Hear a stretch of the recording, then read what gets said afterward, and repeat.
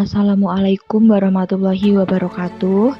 Di sini kami dari kelompok SD Negeri Pangrango akan mempresentasikan menganalisis asesmen di ruang kelas. Perkenalkan, nama kelompok kami. Yang pertama Moh Arifin, kedua Nurul Azizah, setelah itu Isnaini Nur Azizah, Anissa Fajar Rahmawati, Dita Lutfi Pramesti.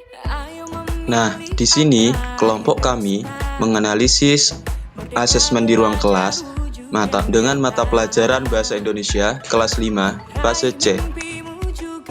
Capaian pembelajaran yang pertama, peserta didik mampu menganalisis informasi berupa fakta, prosedur dengan mengidentifikasi ciri objek dan urutan proses kejadian dan nilai-nilai dari berbagai jenis teks informatif dan fiksi yang disajikan dalam bentuk lisan, teks aural, atau teks yang dibacakan dan didengar, dan audio.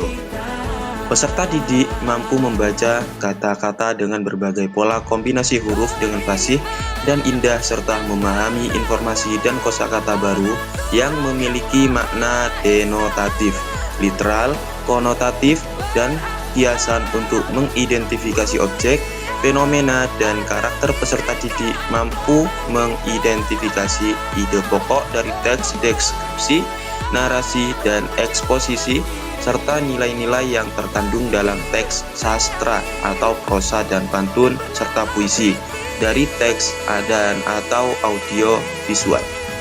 Menyampaikan informasi secara lisan untuk tujuan menghibur dan meyakinkan mitra tutur sesuai kaidah dan konteks, menggunakan kosakata baru yang memiliki makna denotatif dan kiasan. Pilihan kata yang tepat sesuai dengan norma budaya, menyampaikan informasi dengan fasih dan santun. Peserta didik menyampaikan perasaan berdasarkan fakta, imajinasi, serta indah dan menarik dalam bentuk prosa dan puisi dengan penggunaan kosakata secara kreatif. Peserta didik mempresentasikan gagasan, hasil pengamatan dengan logis, sistematis, efektif, kreatif, dan kritis. Peserta didik mempresentasikan imajinasi dengan secara kreatif.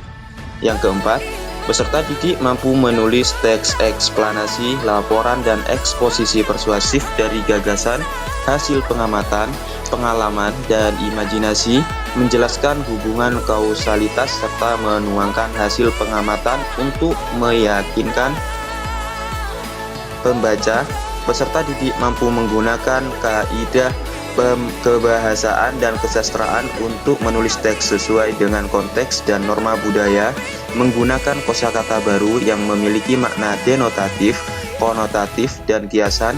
Peserta didik menyampaikan perasaan berdasarkan fakta, imajinasi dari diri sendiri dan orang lain secara indah dan menarik dalam bentuk prosa dan puisi dengan penggunaan kosakata secara kreatif.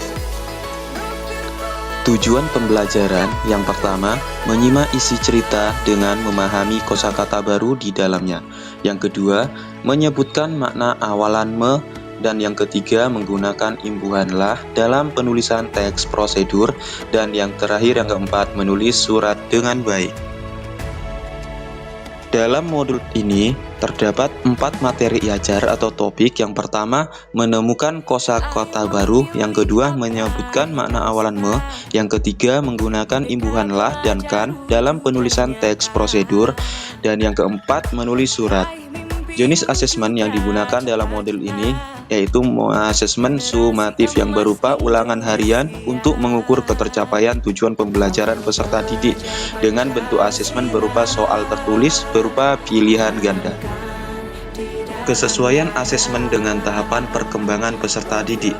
Asesmen sumatif berupa soal tertulis secara individu, di mana ketika pemberian soal sumatif ini tingkat kesulitannya sama, sehingga guru dapat mengetahui perkembangan terbaru peserta didik dan ketercapaian tujuan pembelajaran setelah mempelajari bab ekspresi diri melalui hobi. Kesesuaian asesmen dengan aspek lingkungan budaya dan karakteristik peserta didik. Pemilihan pengerjaan sumatif secara tertulis dilakukan untuk mengetahui proses perkembangan pemahaman peserta didik.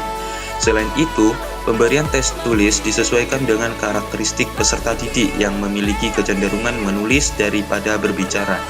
karakteristik ini tercermin saat proses penyajian hasil diskusi pada bab sebelumnya. Peserta didik cenderung pasif dalam menanggapi pendapat kelompok, sehingga penilaian akhir lebih efektif jika menggunakan tes secara tertulis. Permasalahan disesuaikan dengan masalah kontekstual di sekitar peserta didik. Kesesuaian asesmen dengan kemampuan peserta didik. Pada asesmen sumatif, soal yang diberikan melalui lembar kerja peserta didik secara individu dengan jenis soal yang sama, yaitu dengan cara scaffolding atau memberikan dukungan kepada peserta didik untuk membantu mereka mencapai pemahaman yang lebih baik, kemandirian dalam belajar.